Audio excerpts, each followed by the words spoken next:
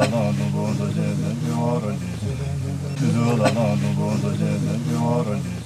everybody. Alan Arnette here with another podcast on the blog on alanarnette.com. It is Thursday, May 8th, 2025, and today we're going to talk about ropes to the summit. Today, a rope team, a group of 8 Sherpas from 8K Expeditions, they got the ropes to the summit of Mount Lhotse, the fourth highest mountain in the world. There are 107 people that have permits for Lhotse this year, and many of those will link Lhotse after doing an Everest summit, they hope. And then they'll be leaving from the South Pole. Talk about that more in just a second. There was another rope team that was fixing the route on Everest, but one of them became ill. Unsure exactly what happened, but there's a video of him being carried on the shoulders of another Sherpa back at the South Col. So they stopped at the South Summit, and the expectation is that they'll get the ropes to the summit of Everest tomorrow, May 9th. So that's really good news. That's going to open up both mountains for both teams to start climbing, and there are already teams staged at Advanced Base Camp that have completed their acclimatization rotations. So I expect we're going to starting to see summits here any day now, most likely over the weekend. Because if they left, let's say they left Camp 2 today, they'll go up to Camp 3, and then they've got to go to Camp 4, and they're going to spend the night. So that's 2 days. So more than likely, we're looking at Saturday, Sunday, early Sunday morning is when the first summits will happen. But never say never. There might be somebody up at the South Col right now.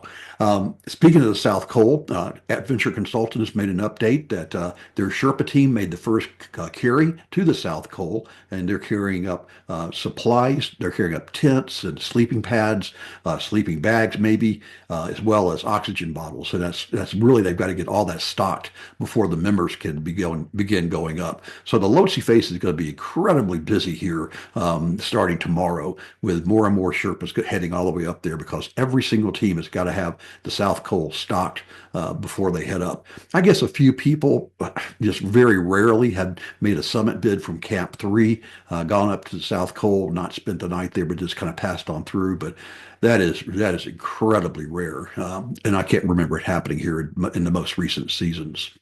So let's see. Also on the Tibetan side, no real solid news there. Most of the teams that are there are up at Advanced Base Camp. They went from Base Camp to Intermediate Camp and then moved to Advanced Base Camp. Some of them have gone, like the Chinese team, have gone up to the North Col, and the rope fixers, the Tibetan rope fixers, supposedly were above 7,900 meters. So I fully expect them to be summiting this weekend, and that'll open up the north side. And I think the Chinese team would be the first one to go. But then the other ones from Fruitenbach and Alpenglow and Kleinbaya and others, they'll probably be a little bit more patient and go later on. Especially, I know Adrian Bollinger likes to go kind of at the end of the month, let everybody else go. And then like last year, he had the mountain all to himself. But the weather has really calmed down. It's been pretty good the last few days, and it's supposed to, forecast has it decent for the next few days. That's why I'm optimistic that we're going to see some summits. But if history is any a guide, we know that there'll be another spat of bad high winds that'll come in. It'll shut the weather windows down. Remember, it needs to be under 30 miles an hour at the summit, and they've got to have it forecasted for at least 3 or 4 days of that low wind. I mean, you can handle high winds at Camp 2, maybe even Camp 3, maybe even at the South Col, but not going up the Southeast Ridge or going up the steps and the ridge on the north side where it's very, very exposed. In fact, that's one of the biggest differences between climbing on the Chinese side versus climbing on the Nepalese side, or that you're much more exposed to the winds on the Tibetan side. So also another thing that's going on is that there's several people that, and several is probably scores, that have completed their acclimatization rotation and have gone back down to touch grass. As Anatoly Bukharov said, he made that phrase famous in the book, The Climb. By the way, I think it's a great book, The Climb, about the 1996 disaster on Everest. But Anatoly would always go down. Once he finished acclimatizing, he would go back down as low as he could, but in order to touch grass and enjoy the thicker air down there. Today, people take helicopters using the helicopters like taxis, and they're going down to Namche, and some even going back to Kathmandu to touch grass and sleep in a bed and eat food is different to what they have at base camp, but more importantly is to get their body exposed to a higher level of natural oxygen. I personally don't like this idea because I think that you get exposed to other people that you've not met. Thus, you run the risk of catching some kind of a bug, getting a flu, getting some type of infection, whatever it happens to be. That you've got to get cleared up before you can go back to the summit. You go in with your team, and all of you get sick together, and then you get well together, and then you go summit together. That's the ideal plan. So going back and exposing yourself to brand new people and brand new bugs, I just don't think it's worth the risk of the couple of days of having thicker air.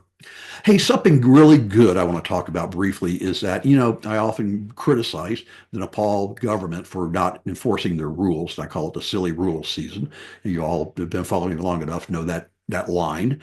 And so last year they enacted a rule that you had to bring down all your human feces, solid feces, using so-called wag bags. So I just read on a blog of Lynn Forkas, just an outstanding blog that he's writing. I've got the link on my website on alanarnette.com. That when they came back down from their rotation, there was a government official at the bottom of the ice fall, and it weighed their garbage and their human waste to make sure that it was in compliance with the regulations. I think that's fantastic. If they only enforce this one rule, then that's going to do a lot to help clean up any waste that's on the mountain and prevent people from leaving new waste there. Let's see, and just one more thing that there is climbing going on in the rest of the world. There's climbing going on Denali and on Mount Rainier and Mount Baker. Those seasons have started up. The Rangers are establishing the Ranger Camp on Denali at 14,000 feet. They're beginning to do some patrols. So that's really great news given the cutbacks that we heard about a few months ago. So I'm just very, very pleased with that. Okay, I'm going to do a short narrative here about the anticipation of summiting. This is, people have been thinking about this for a long time, and now the window is about to open. And so let's go into the minds of a climber that's sitting at base camp. You've been hearing about the infamous summit window for years. It seems like that's all you've talked about for the last few days.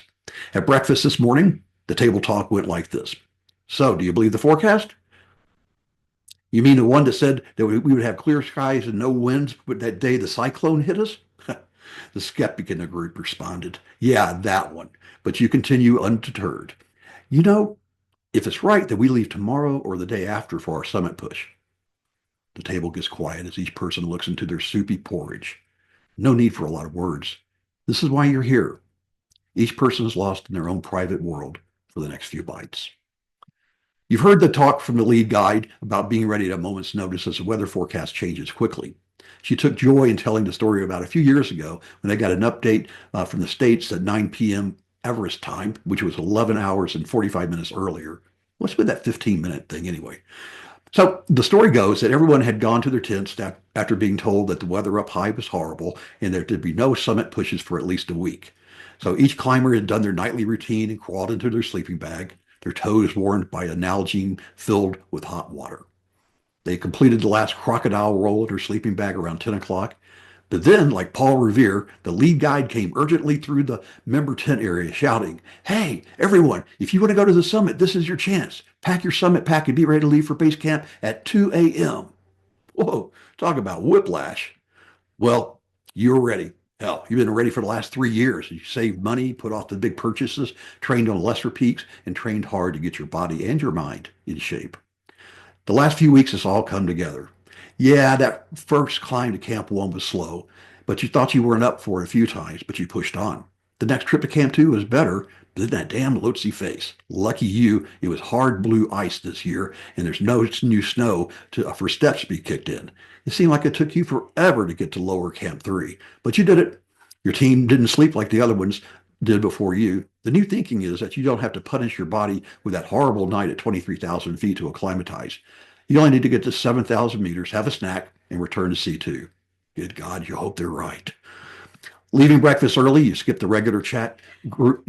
You left early, didn't have the regular chat with your group. You wanted some alone time. Sitting cross-legged in your tent, you look at your summit gear spread out on the tent floor. You get that 1,000-yard stare in your eyes as you begin to visualize the next few days. The last climb through the creaky Khumbu icefall, the hot western Khum, up the steep Lhotse face. And then, well, you don't know. You only know what you've read and what you've been told. Leave C3 at dawn, before dawn, continue up the face, turn left towards the yellow band. Clip into the fixed rope, scale the limestone rock, and then to the base of the Geneva Spur. Scramble over those exposed rocks to the South Col. Spend a few hours resting on O's, and then just after dark, you make your way up the pyramid to the balcony, the southeast ridge, the south summit, the Cornice Traverse, and then whatever's left of the Hillary Slope, and on to the top of the world. You know the music, but do you know the words? Can you sing the song? Can you keep up with the band? Can you? Suddenly, your frozen stare locks onto a picture you placed in a tent mesh pocket 3 weeks ago when you first arrived. You focus carefully on the faces. You look into their eyes, half expecting them to say something to you. You listen carefully, and then you do hear a voice. I love you. We believe in you. We'll be with you each step. You are where you should be. I believe. Locked in the moment, you give yourself permission to go somewhere else. The change of scenery feels good.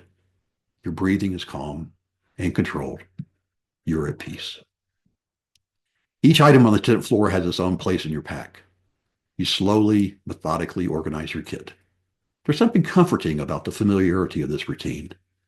You've done this so many times as you train for Everest. Some of the gear you pick up and cradle in your palm. Yes, this will keep me safe. And you put it in the same place as before. Eventually, the floor is clear and the pack is full. Rolling over on your unzipped down sleeping bag, you lie down. You look at the ceiling. Closing your eyes, you hear the sounds of Everest Base Camp. The hiss of a gas stove. The chatter of teammates still talking trash. Sherpa, or Nepalese language, Tibetan. You still have a hard time telling the difference, but you enjoy the cadence, the strength, and the confidence in their conversation. It makes you feel good. Off in the distance, the gentle tone of a yak bell. You know the huge furry beast is probably nodding off to sleep. The sounds of the camp act like a soft sleeping pill as you go to that place between sleep and awake. Knowing your time will come soon, you take one more breath, and then you go to that place of sleep. Soon, you will be climbing Mount Everest. Climb on. This is Alan. Memories are everything.